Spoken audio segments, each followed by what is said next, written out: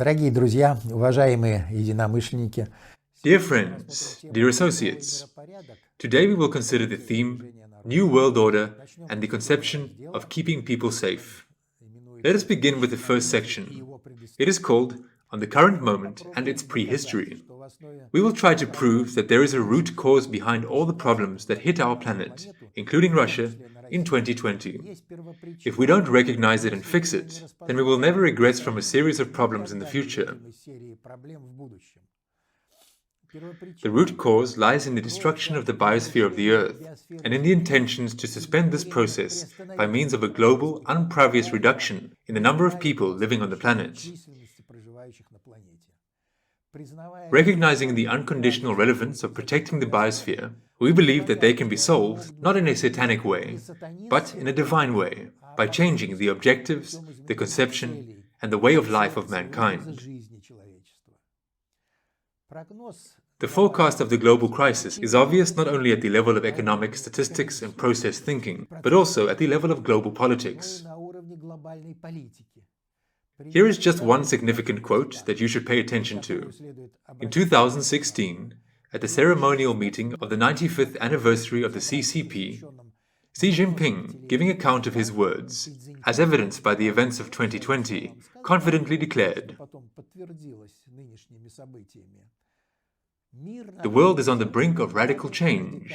We see how the European Union is gradually collapsing, how the US economy is collapsing, and all this will end with a new world order. As it was before, it will never be again. In 10 years, a new world order awaits us."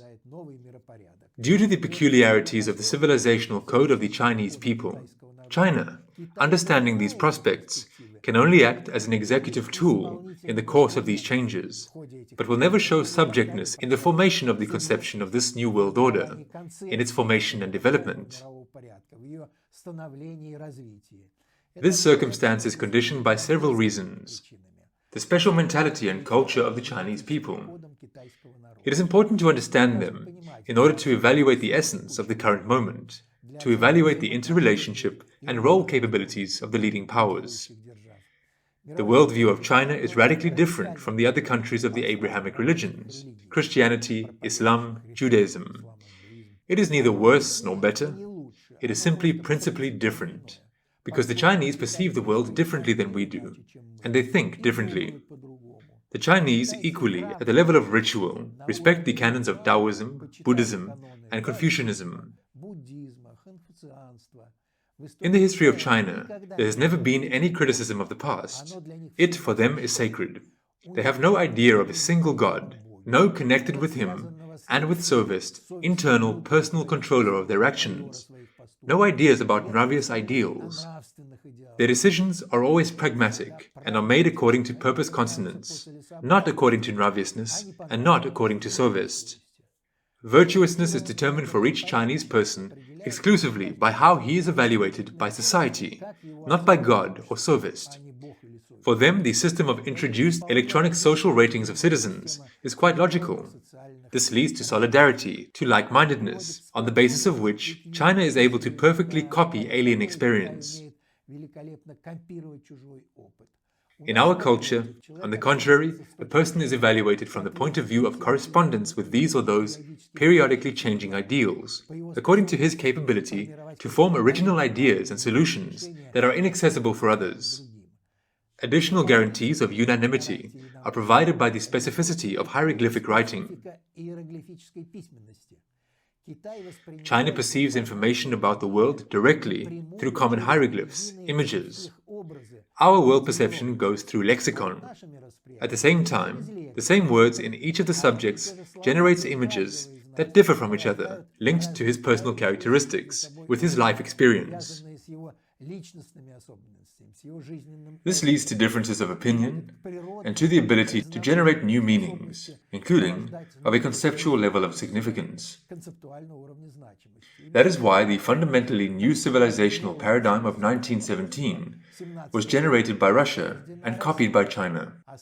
But China, unlike Russia, to this day retains its basis, giving it Chinese specifics and adapting it to the conditions of a rapidly changing world. At the level of global governance, China is clearly destined for the role of a conceptually powerless instrument in the hands of the masters of the conception of globalization. The role that until recently was assigned to the USA, which is supposed to move from the level of a power, which was used to solve tasks of a global level of significance, to the status of a national power. In the currently dominant conception, there is no place for Russia as an integral power. This attitude towards us can be seen even in sports. Therefore, it is vitally necessary for Russia. Russia has all the possibilities and must offer the world an alternative conception of globalization, which we will discuss in detail later.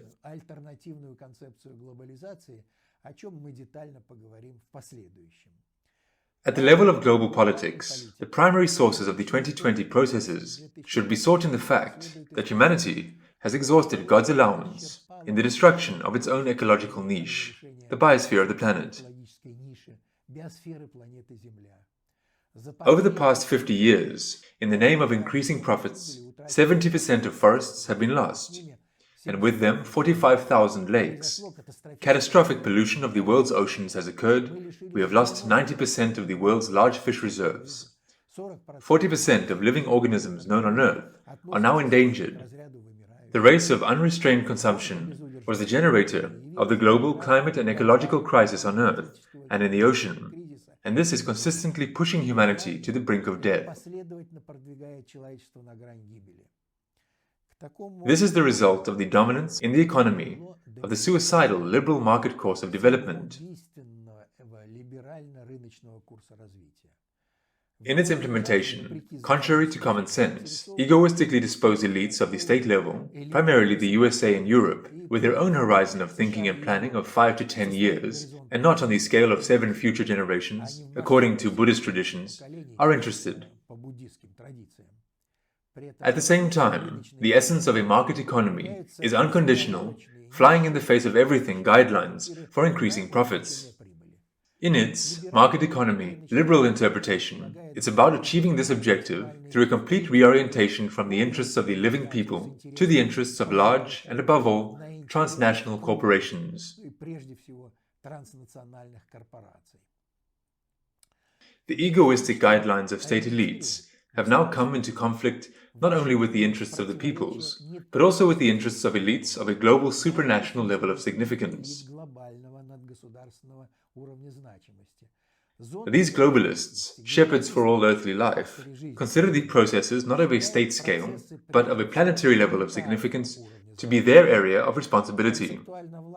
The conceptually powerful behind the scenes of the world does not want to find itself, together with the elitarian crowd, hostage of a universal catastrophe, when the Earth, as a living creature, will itself throw off the dangerous virus by the name of humanity.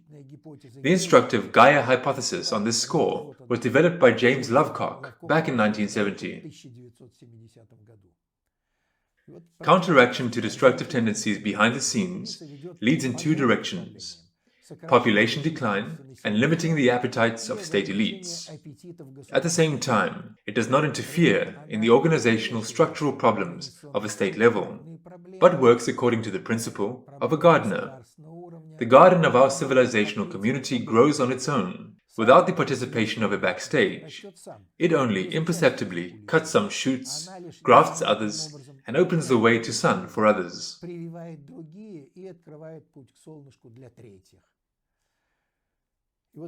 Warnings about the need to restrict consumer appetites came not only from the concerned world behind the scenes, but also from the level of the noosphere.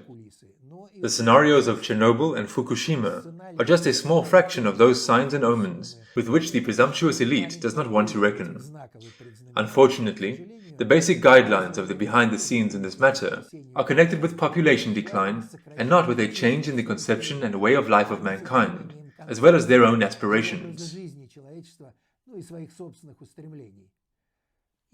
That is precisely why the problem of reducing the population of the planet to 1 billion people by 2050 in the system of superstate governance is considered as an urgent problem of today.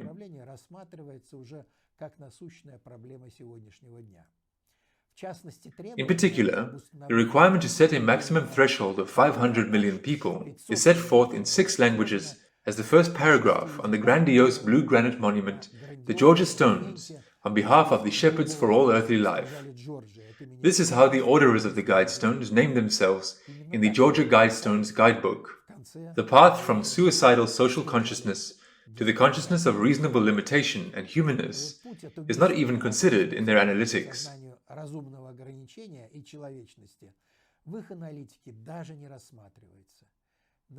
On this account, all the eyes of the peoples, analysts of the global level of responsibility, today are turned towards Russia. Today it is precisely Russia, relying on social initiative, that has everything it needs to propose a new conception for the development of its own country and humanity within the framework of a salutary civilizational paradigm. And Russia can initiate a practical movement along this path. This is precisely why it poses a strategic threat to the West. This is precisely why the masters of the current conception of globalization are striving to make Russia an outcast country in absolutely all spheres, from global politics to sports. The people of our country really have not only the necessary algorithmics for this, but also intellectual groundwork, now comprehended 70 years of practical experience of a principally new civilizational construction. This is not about a return to the past, this is about a global strategy for the future. Of the radical operative measures to reduce the size of the population and consumer trends, neither nuclear nor chemical weapons are suitable for the behind the scenes because of the direct threat to itself. Therefore, one of the possible scenarios that preserves the possibility of subsequent life for the customers of the global transformation is the scenario of the use of bacteriological weapons. Through an incognito organized pandemic, or a series of successive pandemics, increasing the damaging capabilities of the virus, it is possible in the future to stop unbridled consumerism. Through sanitary isolation, rupture of technological chains, economic failures, it is possible to achieve the destruction of the existing global economic and technological way of life as a whole, including the basic organizational and technological complexes that generated the global environmental crisis.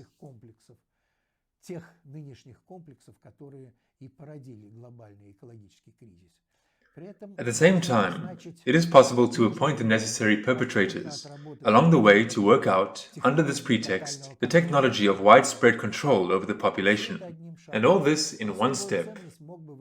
A virus could have a special value in this scheme, one which will be effective in speed of spreading, will affect the reproductive functions of man, and from which guaranteed immune protection can be developed for the chosen.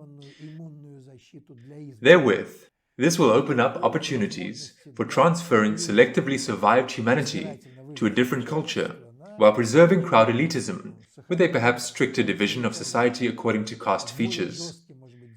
The main task of this culture is to ensure life in accordance with the principles that exclude the resumption of the global biospheric ecological crisis.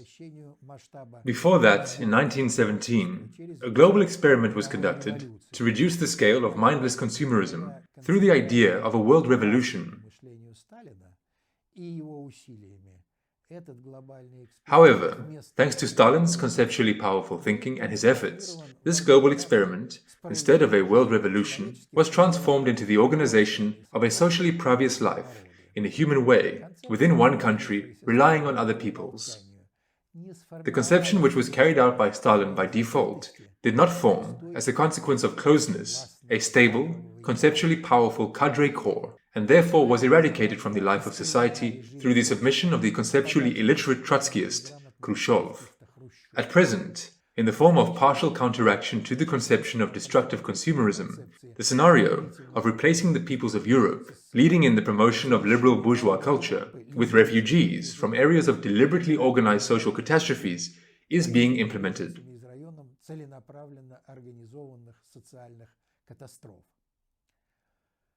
Such mutually nested scenarios are not recognized by the Western ruling elite. To the measure of understanding, it works for itself, and to the measure of non-understanding, for other objectives, and for those who understand more. Thus, the essence of the current moment is determined by the unsolvable contradictions between the elites of the global level, striving to end the ruin of the planet, and the state and transnational elites of liberal market consumerism.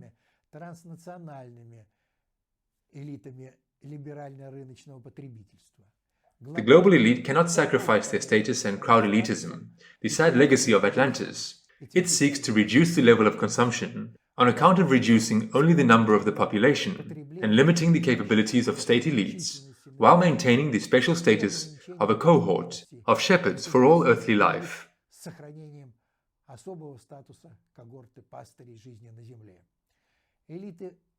Elites of all levels have entered into a tough conflict with all the peoples of the planet. The way out of this situation is to switch to a new anti-crowd elite conception of the previous development of mankind in harmony with nature, the cosmos, and God. The crisis phenomena taking place today, which have engulfed the entire planet, are quite rightly compared with the period of the Great Depression. Measures to overcome them must be no less fundamental than the measures taken in his time by Roosevelt in 1933. Moreover, Roosevelt, unlike us, had a sovereign monetary system in his country, independent of the outside world.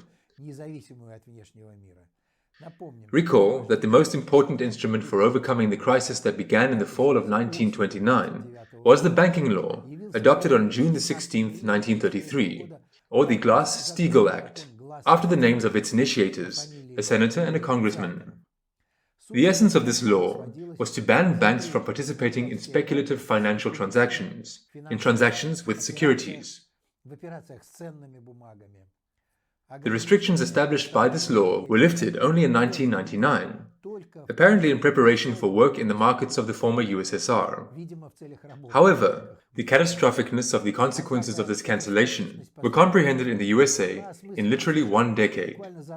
On April 12, 2011, a bill was introduced to the US House of Representatives, which was called Return Prudent Banking Act.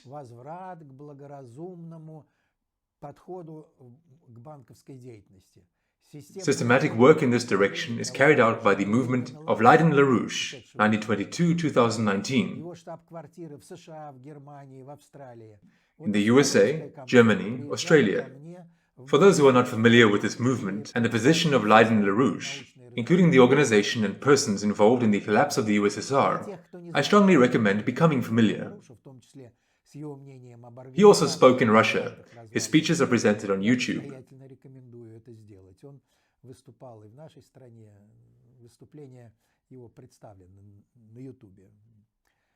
Let us turn to the opinion of another authoritative Western expert, since the developments of the domestic, prudent economic science are not accepted by the liberal financial bloc of our country.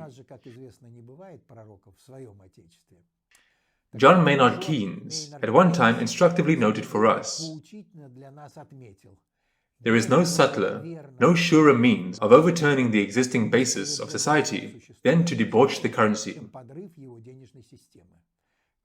In addition, he emphasized that when the capital development of a country becomes a byproduct of the activities of a casino, the job is likely to be ill done.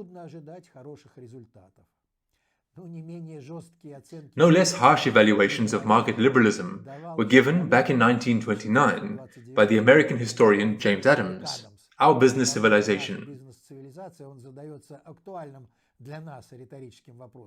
In a word, can a great civilization be built up or maintained upon the philosophy of a counting house and the sole basic idea of a profit?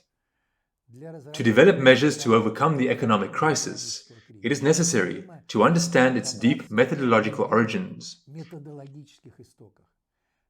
Relatively recently, the Western world existed in a system of colonial structure. The mechanism of interaction between the metropolis and the colony was naturally set up to squeeze the maximum possible amount of profit from the colony, ensuring only the survival and the preservation of the labor potential of the aborigines on the residual principle. Fundamentally different objectives led to the formation of directly opposite economic principles and mechanisms. Some were intended for the metropolises in order to earn money, while others for the colonies. In the post-war period, relying on the Bretton Woods Agreement, the financial governance towards the colonies, as well as the former colonies, was implemented in the currency board mode through currency councils.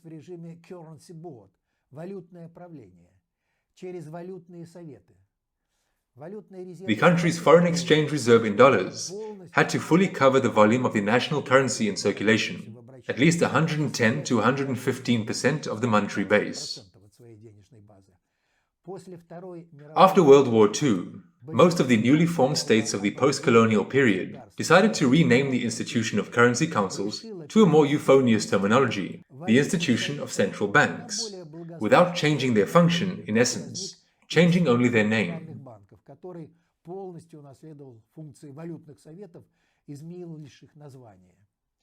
Removing the central bank from subordination to the government actually deprives the government of one of the main features of sovereignty, the right to regulate the amount of money in the economy, including the right to independent emission of money. But this is the alpha and omega of governance towards the economy, without which real governance is replaced by an illusion of governance. Let us recall the well-known and essentially true aphorism: "Give me control of a nation's money, and I care not who makes its laws." Long-term plans become unrealizable due to the country's absence of its own financial leverage.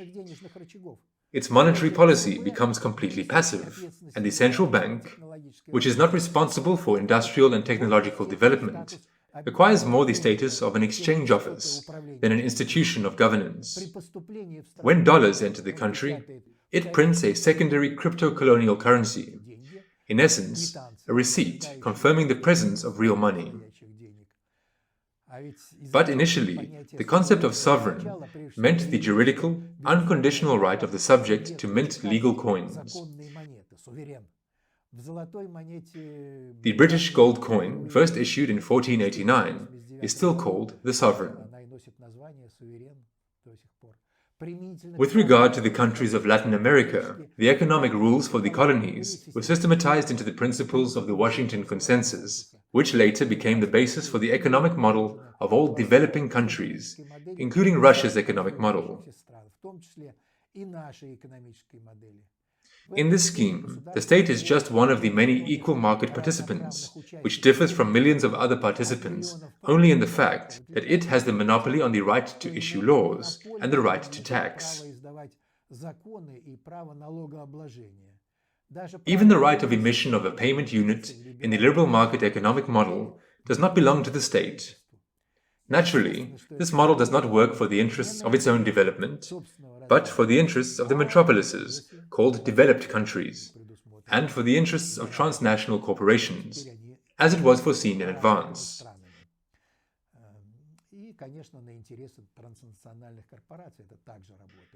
This explains the radical differences in anti-crisis measures in the developed countries and in Russia. They are always opposite. Many perceive the actions of the authorities of developed countries as their internal issue that has nothing to do with us. But this is not the case. Otherwise, we would not be among the extreme in these scenarios. Let us explain with a concrete example, which is connected with the boundless anti-crisis additional emissions in the US and Europe over the past 12 years. At the same time, contrary to all theories, inflationary processes are launched not in the country emitter, but exclusively in third countries, including Russia. Let us turn to the 2008 crisis. It is said that the total amount of cash injections by the Fed since the 2008 crisis exceeds $10 trillion. Lord Jacob Rothschild, head of the RIT Capital Partners Fund, said, "Central bankers continuing what is surely the greatest experiment in monetary policy in the history of the world. We are therefore in uncharted waters, and it is impossible to predict the unintended consequences of very low interest rates, with some 30% of global government debt at negative yields, combined with quantitative easing on a massive scale. Note that the US money supply simultaneously grew 3.5 times in 2008, and by April 2020, already 5 times. This did not affect inflation in the United States, but consider the methodology of how this affects the state of affairs in our country. In order to make a picture of such an influence clear, even for those who have never had anything to do with the economy, let us consider what is happening through the model of the specific financial solvency of financial market participants who have closed the emission of their own currency onto the dollar. For the sake of simplicity, let us assume that in the initial state we had 5 participants, and the total dollar supply amounted to 25,000, with an even distribution of $5,000 for each. To switch to a dimensionless system of specific financial solvency, let us take the entire available money mass as a unit and calculate what share of this unit each of the participants in our market has, dividing the amount he has by the total money supply. In our case, the financial solvency for each one will be 1/5, or 20%. Only one of the participants has the right to emission. Suppose that he, using this right, emits an additional $75,000, increasing the money supply only 4 times, up to 100,000. One gets the impression that he does not fumble in the pockets of any of the participants. Nothing has changed in their pockets, in the fraction characterizing their specific financial solvency. The numerator also did not change. But remembering the mathematics of elementary school, we understand that in order to decrease the value of the fraction, the share of each of the participants, it's not necessary to decrease the numerator. The same effect can be obtained by increasing the denominator. Indeed, the specific financial solvency of the 4 non-emitters will change and become equal to 1/20th, or 5% of the total share of the new money supply, which has grown from 25,000 to 100,000. But the share of the emitter, with $80,000 after the emission, will be 8/10 or 80%. And at once, he has become 16 times richer in comparison with all other partners. Exactly the same situation occurs in our country with additional emissions from the US and Europe. They are getting richer, and our specific financial solvency is falling. There is only one way out of this situation: detuning from the dollar, as was done by the sagacious Stalin. Let us recall that only 2 countries, the USSR and Switzerland, at one time refused to participate in the IMF and did not ratify the Bretton Woods Agreement, which replaced the gold backing of currencies with a freshly printed dollar mass. In 1947, Stalin stated bluntly that the USSR would not be a member of the IMF. One of the conditions for this membership was precisely the creation of a central bank, independent of the government, which means a direct and complete loss of economic sovereignty. Stalin understood this scheme. Acceptance of such conditions means factually complete loss of financial sovereignty. Stalin's decision was de jure revised in 1992, when Russia became a member of the IMF. Realizing all the absurdity of what was happening in 2000, our president, Vladimir Putin, proposed that the central bank become a federal state institution, and its authorized capital and other property would be federal property, in respect of which the central bank would only use the right of operational governance on behalf of the Russian Federation. However, his initiative has been blocked to this day and has not lost an iota of its relevance. It is becoming obvious that in the currently dominant conception of development, there are questions beyond the power of the president. He is a politician, and politics is the art of the possible and nothing more. The detunement from the dollar should begin with a transition to the sale of our simple product, according to Pushkin, exclusively for rubles. At present, our oil, gas, timber, and so on lie in providing the dollar supply, but would be the basis for ensuring the ruble in the world market. By the way, this idea was also supported at one time by Vladimir Putin in his address to the Federal Assembly of the Russian Federation on May 10, 2006. He said, "It is necessary to organize on the territory of Russia exchange trading in oil, gas, and other goods, trade with payment in rubles. Our products are traded in global markets, Why not in our country? The government should speed up the resolution of these issues. Unfortunately, this question has not been resolved to this day. And if it has been resolved, then in a minimal volume. There is no contradiction here, because politics is the art of the possible. Our task is to provide information support to the President at the level of social initiative. We can talk. When economic problems arise, US economists reassure leadership with the following words. Fortunately, we can print dollars faster than the Arabs and Russians can pump oil. This quote from memory is borrowed from one of the American publications on economics, and it fully reflects the essence of the interrelationship of our country with the economy of the West.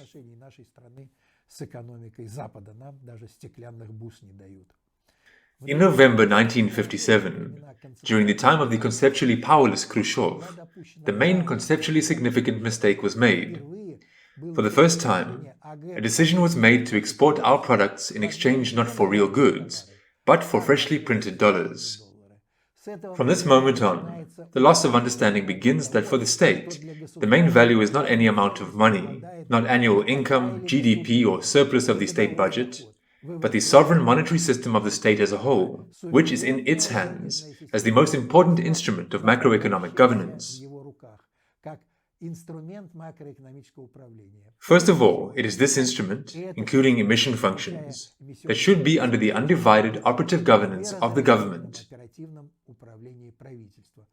Otherwise, the government will have only the illusion of governance towards economic development. Since then, the understanding of the monetary system as the most important irreplaceable link in governance towards the economic system has not been restored. Russia should offer its own model of the financial system, attractive, first of all, for the BRICS countries and for our other allies. It is necessary to detune our credit financial systems from dollar dependence. The question of introducing a new supranational collective settlement and clearing currency that does not belong to any country in the world should be initiated. It cannot be used as a means of payment and must serve exclusively for the exchange of one's own money for the money of another country. The prototype of such a currency can be the transferable ruble of the country's members CMEA, which proved to be excellent during the times of the USSR, and the Warsaw Pact from January 1st, 1964 to January 1st, 1991. The system of settlements in transferable rubles ensured multilateral, balanced commodity deliveries and payments without recourse to the dollar. At the same time, it assumed that all countries of our alliance should exclude transactions with currencies of the Euro-American conglomerate and sell their goods and services exclusively in national currencies, having balanced the supply of goods.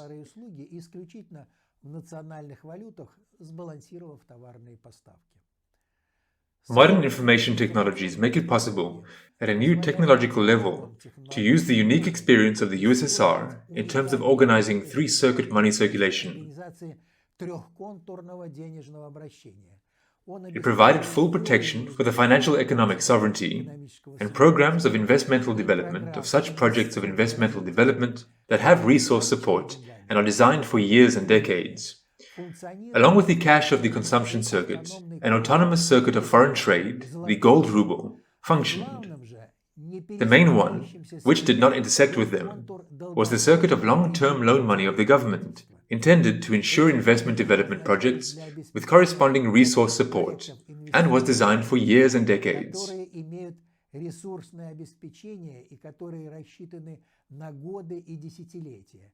This money was called non-cash and could not be directed to the consumption circuit. Its emission in any volumes not only did not lead to inflation, but on the contrary, reduced its level thanks to an increase in the volume of finished goods. The volume of money supply of investment development is secondary.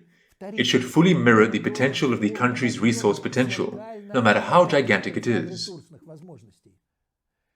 There may be a lack of raw materials, energy resources, cadres, technology, but money cannot be lacking by definition, since it's nothing more than information on paper or electronic carriers.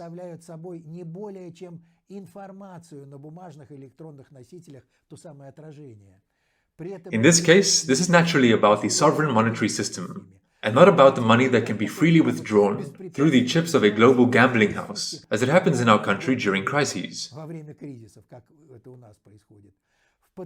In confirmation of the fantastic, against the background of the current financial system, possibilities of credit money, we will give some figures. In 1930, non-cash government credit and monetary security in an impoverished country allowed the construction of 1,500 gigantic industrial projects to be launched at once. Among them, the Dnepr GES, metallurgical plants in Magnitogorsk, Lipetsk, Chelyabinsk, Novokuznetsk, Norilsk, Uralvagonzavod, tractor plants in Volgograd, Chelyabinsk, Kharkov, GAZ, ZIS. As a whole, with the independent governance towards the money of the country, unthinkable prospects open up. From scratch, in one 5-year period, in a purely agrarian country, the automobile, tractor, tank, aviation industries, and much more were created from nothing. This alone ensured the protection and saving of our people from complete physical destruction during the Second World War. The core Stalinist strategic idea of the future of the USSR was to form a fully sovereign, self-sufficient country civilization. The conception of Russia's future in the New World Order must inevitably be based on the reconstruction of at least the economic platform of the former USSR.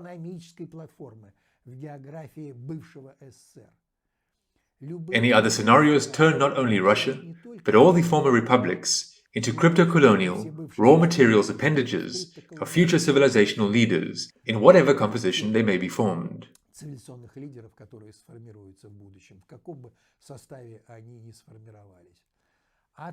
Our view on the tax system as a whole is directly opposite to the demands of the Washington Consensus that have the broadest possible tax base, instead of all the countless taxes currently in force.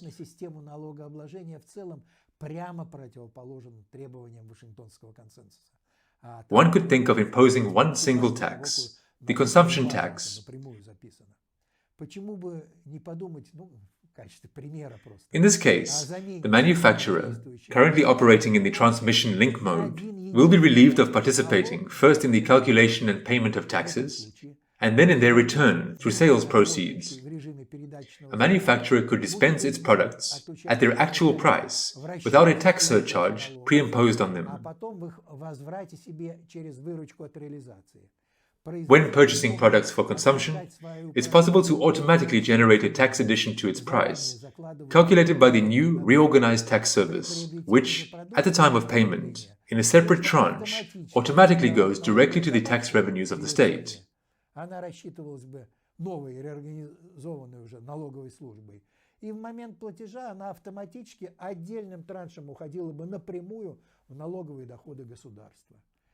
Today, Russia is ready to move towards a new world order, the world order of the 21st century, the economic theory of which is presented in the monograph Economics of Innovative Development, M.V. Velichka, V.A. Efimov, V.M. Zaznobin. This approach is far from going back into the past. The verified scientific economic support of the course aimed at the prosperity and saving of the people will make it possible to exclude all the strategic and tactical mistakes of the times of the USSR.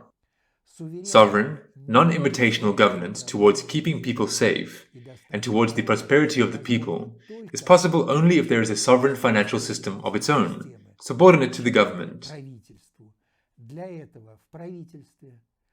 To this end, within the framework of a single conception, planning and financing departments, including the governance towards tax and subsidized flows, a unified banking system, a treasury with the right to independent emission and organization of money circulation, and a department of control and audit, should function in the government within the framework of a single conception, in a mode of direct subordination. In conclusion, it should be noted that the solution of the economic problems of modern Russia ultimately rests on questions of nraviousness, in the absence of its own sovereign conception of development.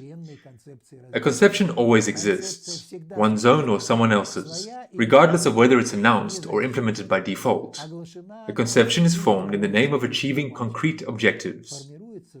The objective, in turn, can be nravious, connected with keeping people safe and prosperity of the people, and maybe nravless, connected with the solution of completely different tasks. In this case, the people become simply grass on the battlefield of transnational and clan groupings.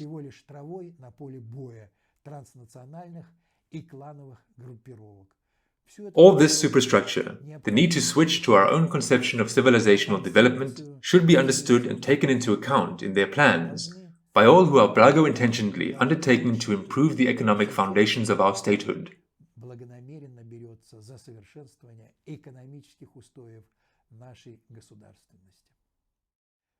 Globalization, as the most important attribute of the modern era, is an objective process.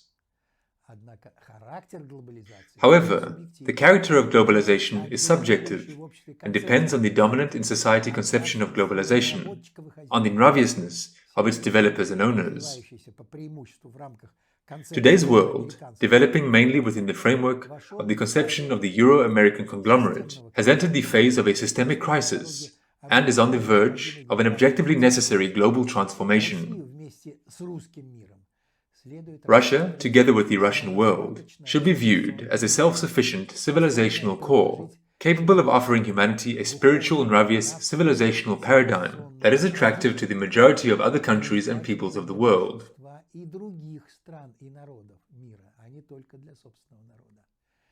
This conception can be proposed as a direct alternative to the current Western conception of globalization, imposed mainly by force of arms, world media, and dollar aggression.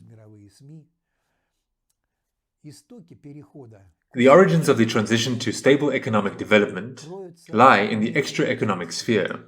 The strategic result is achieved only with the implementation of interconditioned changes in the following sequence. Everything begins with a change in the social nraviousness. It generates new meanings and objectives of life, a new conception of achieving them. The conception, in turn, changes the culture, which is always of a conceptually determined character. The new culture generates changes in the legal culture, and conceptually significant changes in the system of economic laws follows from this. Let's give an example of the conditionality of the economy by culture.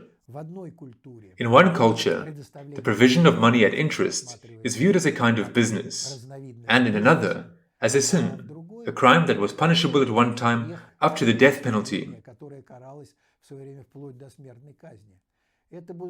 These are fundamentally different economic examples in different cultures, and significant changes in them are achieved, not according to the recipes of economists and academicians, but through a change in the culturological foundations.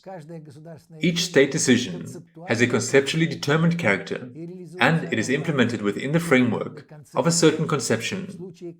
In the case of conceptually non-determined governance, as is the case in Russia, different decisions may belong to different conceptions and be lobbied at the same time by representatives of different conceptions, different political lines.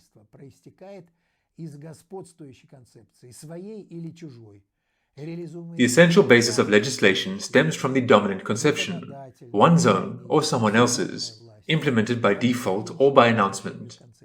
The legislative, executive, and judicial powers are secondary to the conception and are only intended to protect it from the penetration of conceptually alien ideas and directions of development. In one nraviousness, man can be regarded as an intelligent animal descended from a monkey. At the same time, the objective of his life can be understood as hedonism, as the desire for pleasure, can be understood as the desire to satisfy primitive instinctive needs. In the same system, he is allegedly endowed with reason in order to satisfy his instincts to the maximum and at the same time avoid dangers for himself.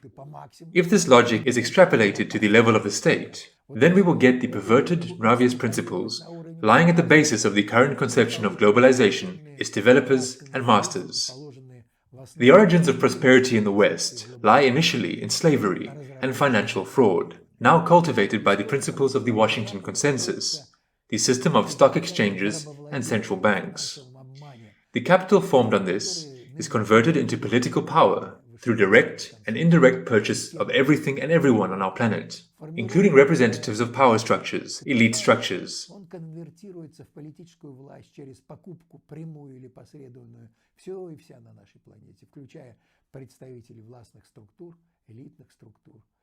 In the views of the multinational Russian civilization, man was created by God, and his main objective is to bring his life closer to the envisioned design of the Creator.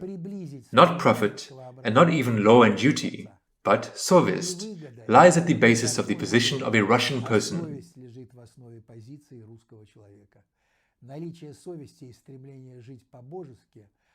The presence of совесть and the desire to live in a divine way, to act always according to praviousness, in critical situations has given the Russian civilization special inner strength and provided support from above. And this technology is not understandable and is inaccessible to foreigners. Yes, Russia really cannot be understood with the mind alone. It is in Russia that the West sees the only real obstacle to imposing its godless civilizational model on the whole world. For these objectives, from the West in Russia, the fifth column has always grown and been protected, and anti-patriotism has always been instilled as a financially supported progressive worldview. This bears fruit in our reality in the period of the collapse of the USSR and is no less vividly represented in the distant past. As an example, it is enough to consider the position of V. Pecherin, a poet and philologist who left Russia in distant 1835 and converted to Catholicism. He wrote, "How sweet it is to hate one's native land and avidly desire its ruin." Russian civilization is destined by God Himself to become the opposite pole, the conceptual center that unites all who do not accept the undivided dominion of the West. Kluchevsky once remarked, "Russia is an untidy village cradle in which the world future fiddles and shouts." It's impossible to come up with a national idea underlying the promising stable conception of life arrangement. One can only catch a glance of it in the soul of the people and figure out what they are dreaming of. And it always dreamed and dreams about praviousness, not about that justice when everyone is equal, but when no one lives at the expense of others, engaging in their explicit or covert exploitation. The Russian soul perceives praviousness most acutely and never considers something that has not been settled previously as finally settled.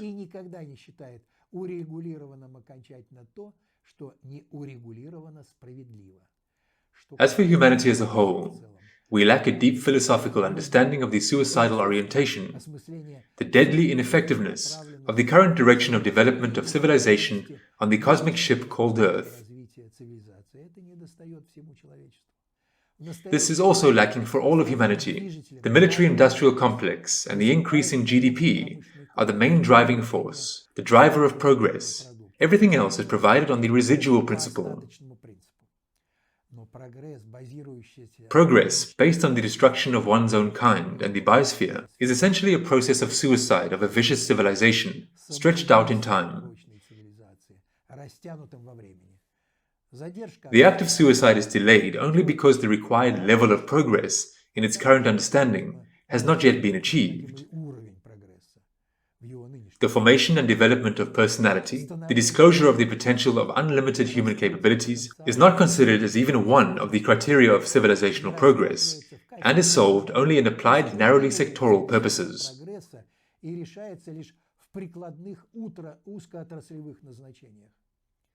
Moreover, within the framework of the currently dominant conception, plans are being made to form a new genotype, Homo Servus, characterized in particular by a limited self-awareness, controlled reproduction, programmed psyche, and cheap food.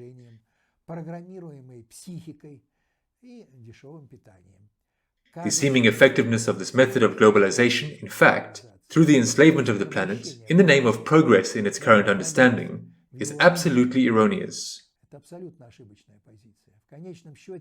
Ultimately, the tendencies of human degradation as a biological species inevitably doom the globalizers themselves to slow but sure degeneration and extinction. The threat to this way of globalization is posed by individuals who are aware of their dignity, identity, and their belonging to the biological species Homo sapiens, to a certain community, to a nation, to a country. Such personalities are dangerous for today's globalizers. But through a person, endowed with the image and possible likeness of God, through his consciousness and reason, through nraviousness and spirituality, we can move towards comprehending the general design of the Creator.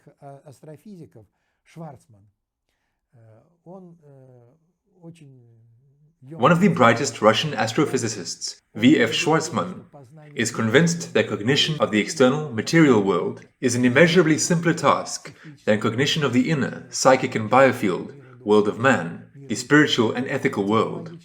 The technological age will soon end. Humanity will understand that it has lost its way. And finally, mankind will fully engage in man and soul in the broad sense of the word. The global civilizational crisis that we are experiencing testifies to the fact that in the name of preserving the biological species Homo sapiens, it is time to heed the wise advice of Schwarzman. This implies that society should be aimed, first of all, not at profit and GDP, but at creating favorable conditions for the development of each individual, for their interaction on the principles of mutual respect and love, the supremacy of praviousness and freedom.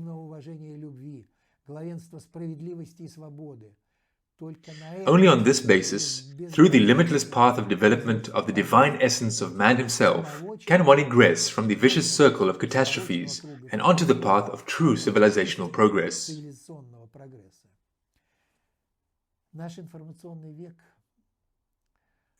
In our information age, an infinite number of proofs have become known of such abilities and capabilities hidden in the human body, which are now perceived as fantastic and impossible. In reality, we simply do not know and do not develop them. At the level of biology, a person is 100 trillion biological cells that understand each other. But in a different worldview, they, and not the material side, could become guidelines for progress in the development of mankind, intelligently interacting with each other in a kind of subornal regime. This ensures homeostasis of our organism. The system, man, consists of a set of subsystems, and at the level of a balanced psyche, it is capable of acquiring a new property, acquiring emergence. According to various estimates, the human brain contains from 80 to 100 billion neurons. There are nerve cells, each of which has 10,000 synapses. They form a network of connected with each other cells that are responsible for the level of intellect. Each synapse is a kind of microprocessor with many molecular switches. The number of synapses in the neural network is thousands of times greater than the number of stars in our galaxy. The human brain is an incredible in its capabilities supercomputer. In the universe, and even more so in an artificially created technological world, systems of this level of complexity are unknown. Another question is that the effectiveness of using the supersystem leaves much to be desired. The mastery of potential of development of man himself is not included in the objectives of development of the currently dominant conception. This is the problem.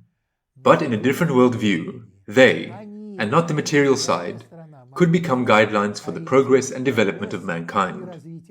It would be a different civilization, differently arranged, with different priorities, with different methods of biofield communication and movement in space, with a different system of values and guidelines. But the main thing is, with a different, harmonious relationship with the outside world. After all, the intelligent civilization of dolphins, playing with the environment, has lived for millions of years. The dolphin principle could help us out.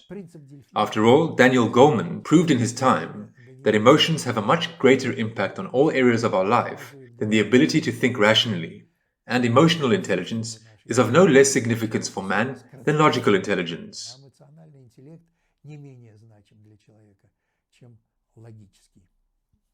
Let us emphasize once again that only Russia is capable of offering and implementing on its territory an alternative civilizational model of life in a divine way, a model of reason-carrying, pravious life order.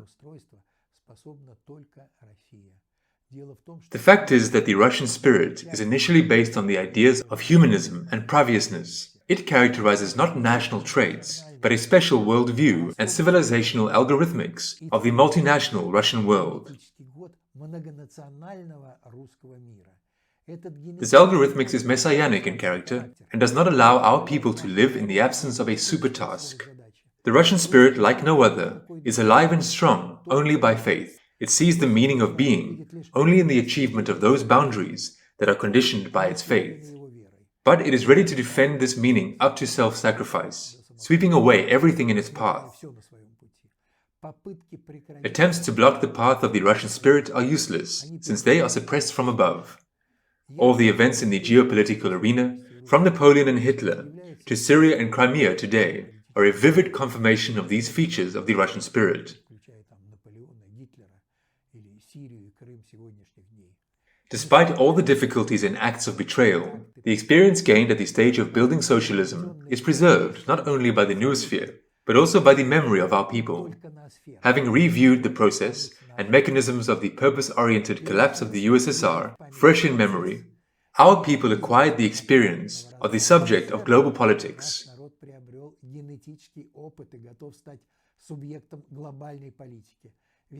After all, the collapse of our statehood was realized as a result of the betrayal of the elite of the highest echelon, against the will of the overwhelming majority of common people. The initiation of the transition to a new conception of the development and life of mankind on the part of Russia is stimulated by the events taking place today, both in Russia and in the world. In the name of its own saving, Russia should not oppose some absolutely unacceptable particularities, but offer the world an alternative, holistic conception of development of humanity and a model for its practical implementation on its fully self-sufficient territory.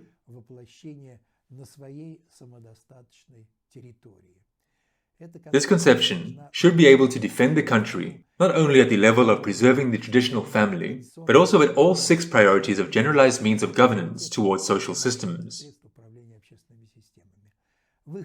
Among them, in descending order of power of impact, worldview priority, historical algorithmic, ideological, economic, genetic, and military weaponry.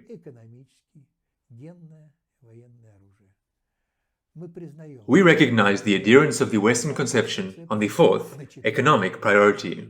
We recognize the independence of the central bank. We recognize the dollar as the paper currency of the metropolis, for which we give up all our raw materials and energy resources. But the core of this holistic conception on the higher 3rd, ideological priority is the unconditional acceptance of the LGBT community, parents number 1 and number 2, and much more. The economic priority is also controlled by the 2nd, historical and algorithmic priority, at which everything now is being revised, up to the results of the Second World War.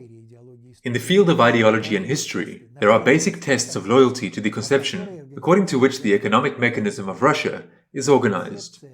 The conception of the Euro-American conglomerate is unified and holistic.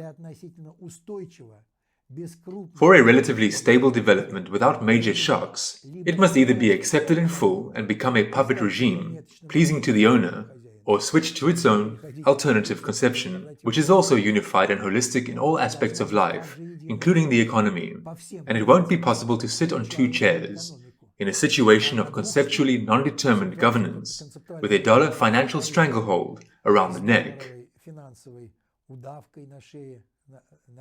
The pandemic could help accelerate the geographical transfer of the technical headquarters at the level of finance, on the 4th priority, from a conceptually powerless United States to a conceptually powerless China.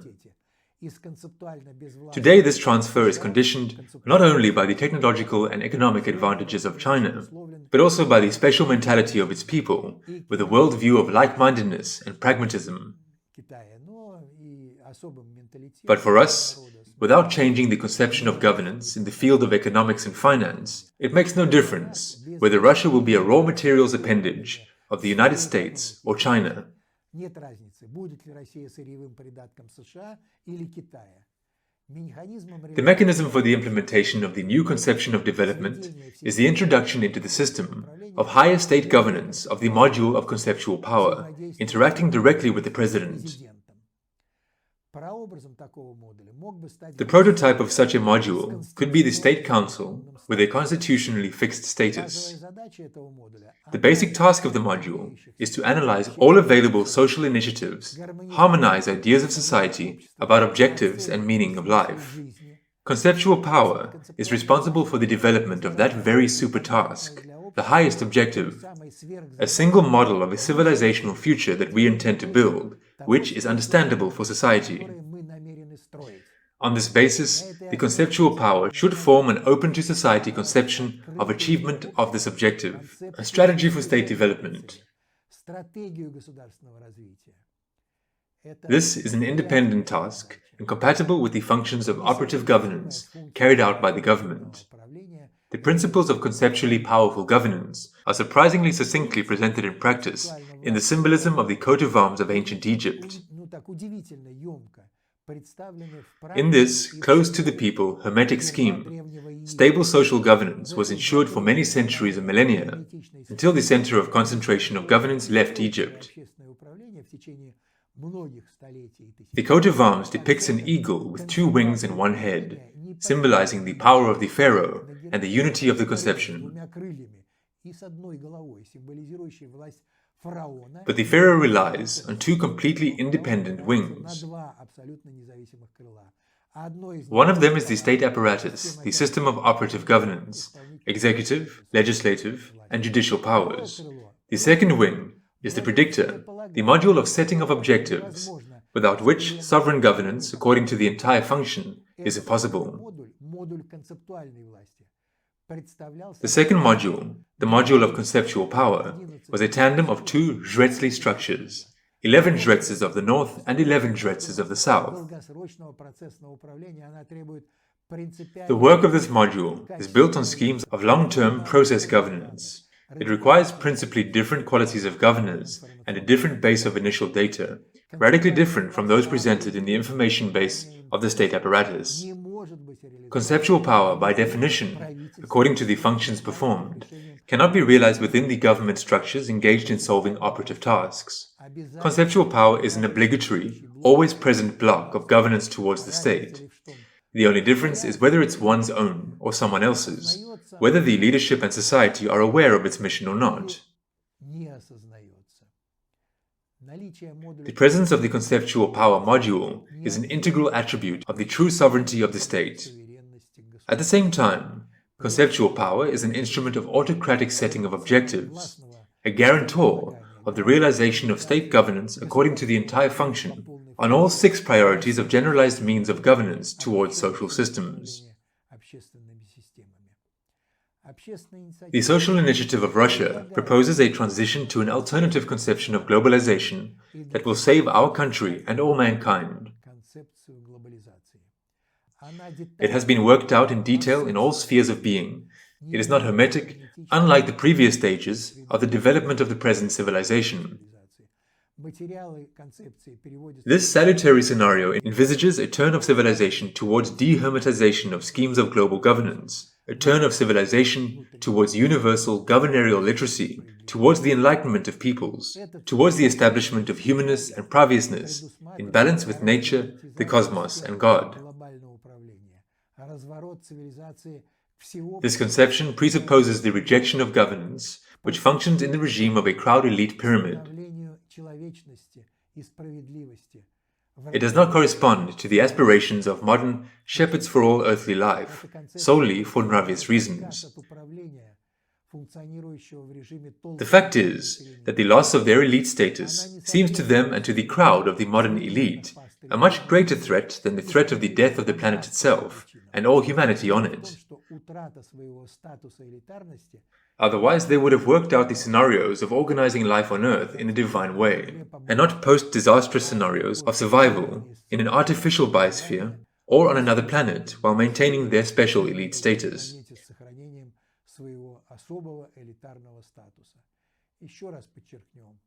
We emphasize once again that the objectives of progress, the measure of the success of the new conception, should not be the further improvement of technologies for the destruction of nature and of one's own kind, but the unlimited by the biosphere and by God, spiritual unpravious intellectual development of those living on earth, their biofield resources, their spiritual and bodily unpravious ethical capabilities. Man has access to everything that he has achieved using technological crutches, from moving in space in the teleportation mode, to television in the absence of electronics, holographic television in natural fields, using the resources of our consciousness that are not manifested and are not used now. It is for this that God created man in his own image and endowed him with the prospects of a possible likeness, unrealizable in the current conception. The transition from a technogenic to a human variant of development lies in the stream of the providence of God, and, rightly, it is less fantastic than plans for the resettlement of the chosen to another planet after the destruction of the biosphere of the Earth. Я желаю всем вам добра, счастья, здоровья, благополучия.